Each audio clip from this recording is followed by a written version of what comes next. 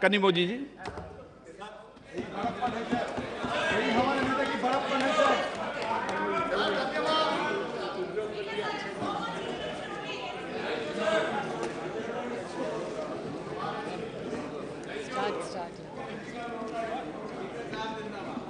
Thank you, sir. Thank you for giving me the opportunity to speak on the motion of thanks to the President's address. We are all proud to be here. We are all proud to be part of our parliament, to be representatives of our people. And in the President's speech, she says that by 2047, we have to build a nation which not only embraces its glorious past, but also encompasses every golden aspect of modernity. Sir, I'd like to bring to your notice that every country, when it talks about its past, it has different pasts, different narrations of its past. The history is very different from whose point of view we look at it. So, when we talk about a glorious past, whose past are we talking about? We talk about the greatness of this nation. We talk about the valor. We talk about the art, literature, the temples, architecture, and the philosophy. But we cannot forget the people who found no space or place in history. We cannot forget the untouchables, the unseeables, and the women who were pushed into fire in the name of honor. Today we celebrate that. And I stand in this floor of this house hanging my head in shame because we had to listen to something like that. Sir, we have to understand that there is enough in this country to feel proud about, and we also have enough to be ashamed about. We have to embrace that. We have to understand that. We have to own up to that. Only then can we make amends to it. Only then can we make sure there is justice done to these people. But this government, this union government under the BJP, tries to create a unitary culture promoting oneness. One nation, one ration, one nation, one tax, one nation, one market, one language, one exam, one election, one nation, one religion, one nation, one party. This is where what you're trying to lead to. But you have to understand that that will never happen. Never. This country has seen enough. This country has withstood enough, and our people, the people of this nation, will fight. You continue to undermine the power of the states. You continue to delegitimize the work we have done. You continue to insult us.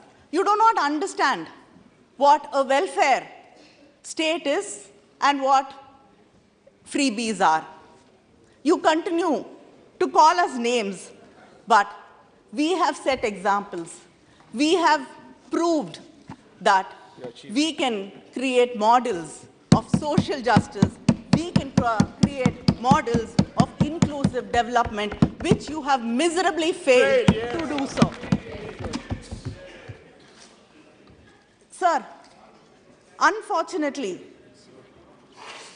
in 1967, when one of our leaders, Perasriyar Anbalagan, was in the Rajya Sabha, he said, in November when he spoke, he said that governors are being used as tools against states in Rajya Sabha.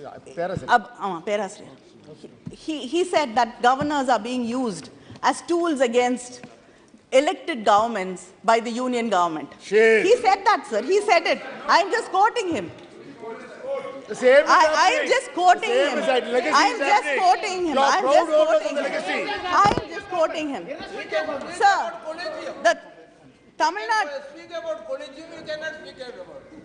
So the Tamil Nadu governor has delayed assent to around 20 bills passed by the state legislature, including crucial bills like prohibition of online gambling and regulation of online games. And it's just not Tamil Nadu which stands alone in this fight.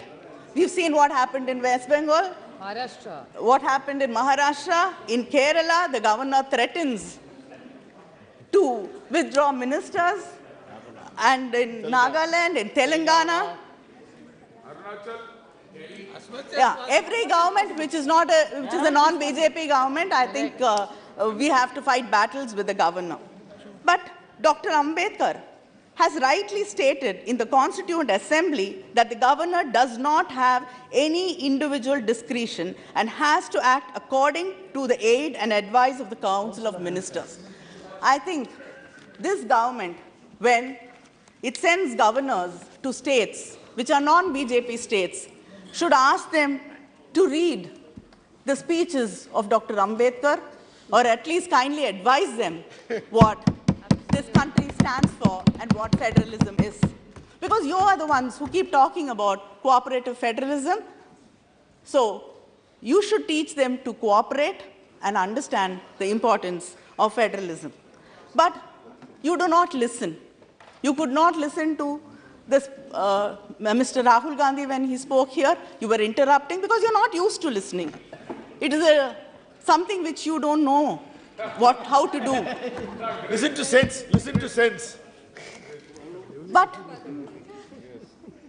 and I think this year you forgot in Tiruvalluvar because there are no elections in Tamil Nadu. Yeah. But I'd like to remind you, Idipare illade Yemara Mannan Kedupar ilanum Kedum. Yes, I am translating because, of course, you did not make the attempt to learn any South Indian language. You only want to impose Hindi on us. None of you understand any Southern language. A king without an honest, critical council needs no enemies to come to ruins. So, if you do not listen to what the opposition says, to what the people say, to what the press says, to what people have to say to you, then you do not need enemies to bring you to ruins. This is what the government has been curtailing the freedom of speech vehemently, both inside and outside of the parliament. And it tries to create an aura of fear in many ways. We know, with all the tools in your hands. And Shame on your tools. Your tools, yeah. All your tools. This government has actively diminished. Don't get distracted. This government. She's not yielding. She's not yielding.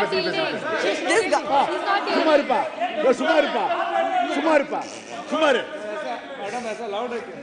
This government has actively diminished the space available for dissent, debate, and discussion. Making the people voiceless does not ensure continued power, but it will create simmering discontent and resentment. You don't know when it will become into flames. You cannot rule by fear and fear alone. The president said that in her speech said that the country no longer suffers from policy paralysis. But I think it has moved to a dictatorial policy making. Sometimes I am reminded of Alice in Wonderland. I don't know whether I'm in the parliament or in the court of the Queen of Hearts. She just needed no reason to pass a sentence. She needed no reason. She could not listen to any reason. So sometimes you feel that is where you are, in the court of the Queen of Hearts from Alice in Wonderland. Because the government does not understand that the parliament here is to legislate, but it believes in bulldozing all the businesses. There are no pre-consultation policies. Parliamentary committee recommendations are unheeded.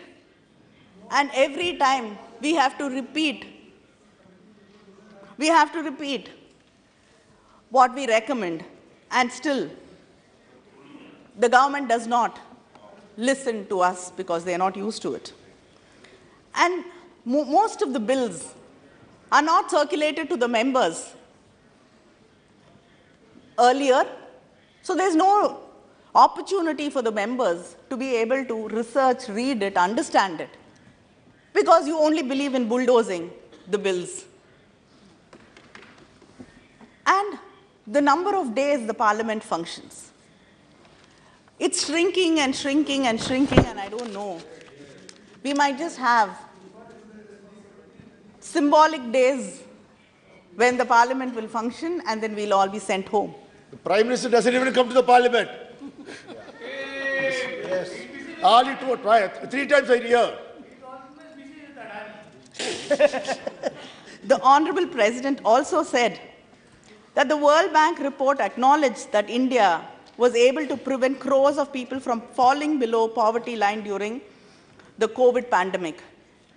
But the same World Bank report also mentions that it was the Mahatma Gandhi National Rural Employment Guarantee Act which played a role in mitigating the impact of poverty. It is a clear indication of the success of the scheme brought by the UPA government. But during this year's budget, the allocation to Manrega scheme is lowest in the last 4 years. The previous year, it was 73,000 crores. This year, it is 60,000 crores. But you are very proud of poverty alleviation. And this is one of the most important schemes. And you've reduced 13,000 crores from it. 89. They have raised it to 89. There is demand, there is still demand. There is still demand. If you please can come and see. Then Don't answer him. Don't answer him. Don't answer him. Don't answer him. From being 63rd position in global hunger index, our country has slipped to the 107th Shame. rank. Shame. And nearly 4 crore Indians, youth, are looking for jobs. Shame. They're unemployed. Is this the growth you're talking about? And in the midst of all this, I don't think I have to go into detail because it was spoken.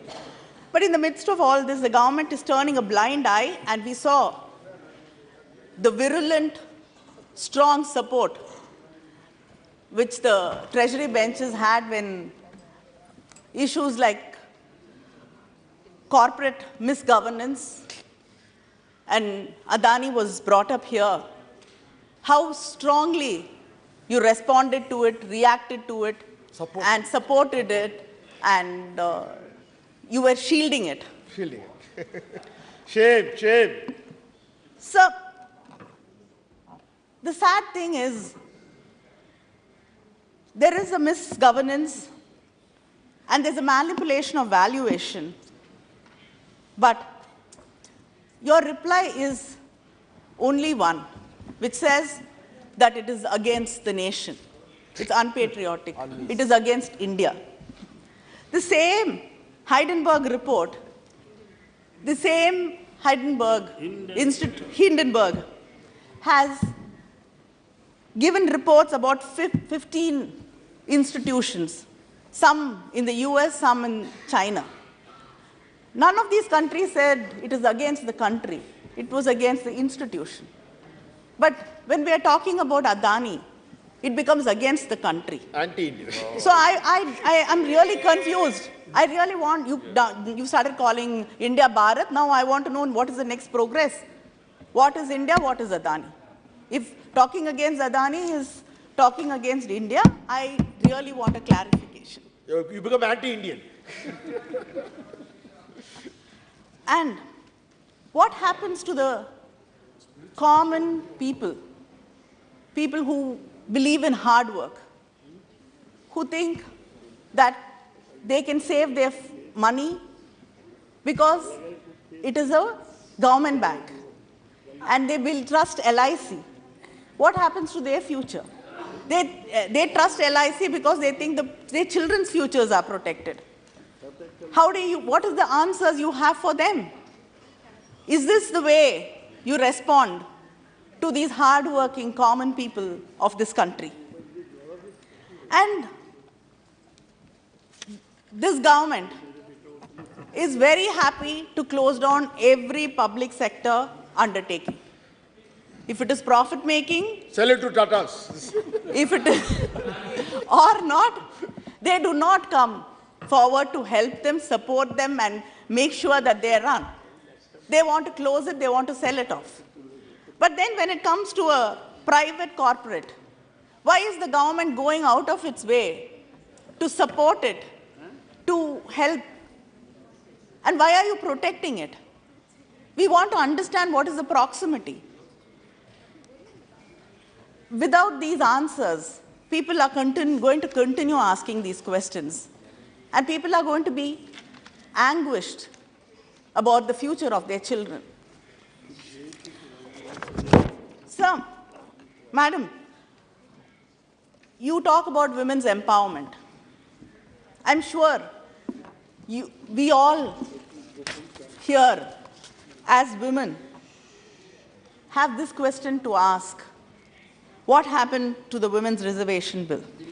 Yes. They are anti-women.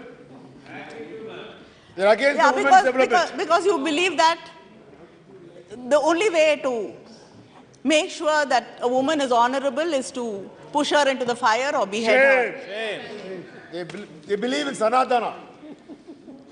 Sir, we've seen 27 parliament sessions after this government, which in its election manifesto said that there will be 33% reservation in the assemblies and in the parliament, has come to government. But nothing has been done about the Women's Reservation Bill. You do not care about the people. You do not care about the oppressed, the suppressed. Our Chief Minister of Tamil Nadu, M.K. Stalin, in many occasions has written and demanded for conducting socio-economic caste census at a national level to find out about the true demography of the country, which will truly help the people. She's the only speaker. But I don't understand what is stopping you from doing that. So you talk about tribal welfare. What is happening in Greater Nicobar Island? You're displacing the indigenous tribes over there for infrastructure projects. And I don't know who it goes. Definitely Adani. And the governor over there is trying to change their lifestyle, denying them their right to eat what they want to choose to eat, to live, and to sell what they want to, and to trade what they want to. So is this the tribal rights? Is this the tribal welfare you are talking about? Sir, the Prime Minister keeps talking about the greatness of Tamil language. But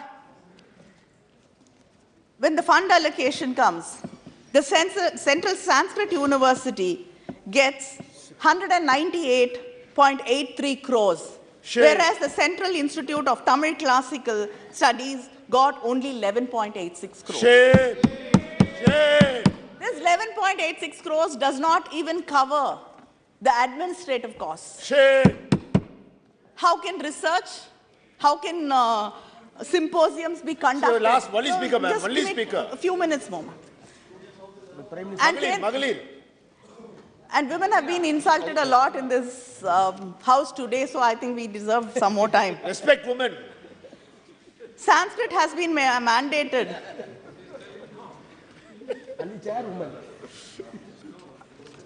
In the Kendra Vidyalaya schools, but not the regional languages. Shame.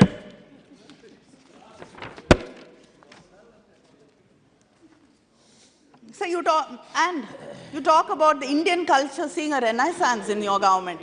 Which Indian culture? Why are you again leaving us out? We know how the Kiradi report, which says that the Sangam era dates back to the 6th century BCE, has not even been published 2 minutes. by this government. She's concluding. And the finance minister हो गया, time हो गया. promised us Concluding, ma'am. an on-site museum Concluding. अब conclude in Adi करिए. Channel. Concluding. Don't It's disturb. 3 years and we have not got it. You talk about medical colleges, 260 medical colleges, but the Madurai AIMS, which was, the foundation stone was laid by the Prime Minister 4 years ago. Nothing, no work has happened. Shame. Naipa, we are waiting for 13 years after giving 116 acres of land free of cost Shame. to the union government, and we are still waiting. Work has not started, money has not been allocated.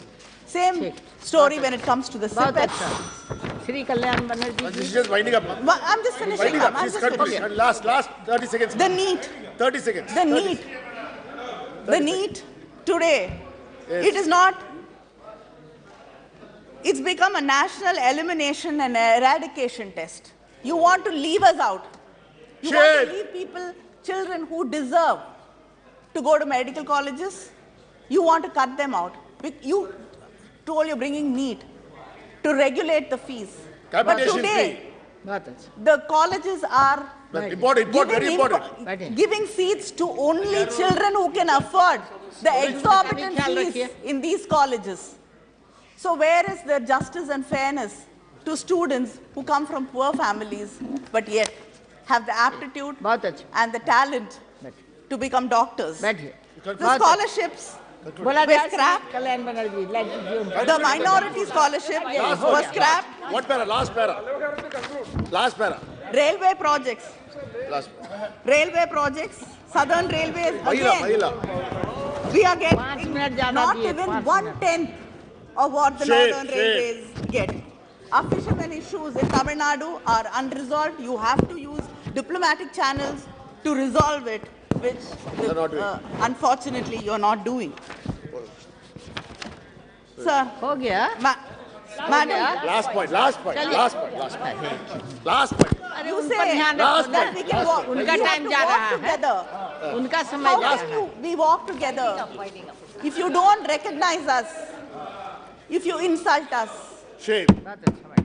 we do not accept us, we cannot चलिए, light walk दीजिए. together, काटिए line. and this nation will not walk with you. Thank you. बहुत अच्छा.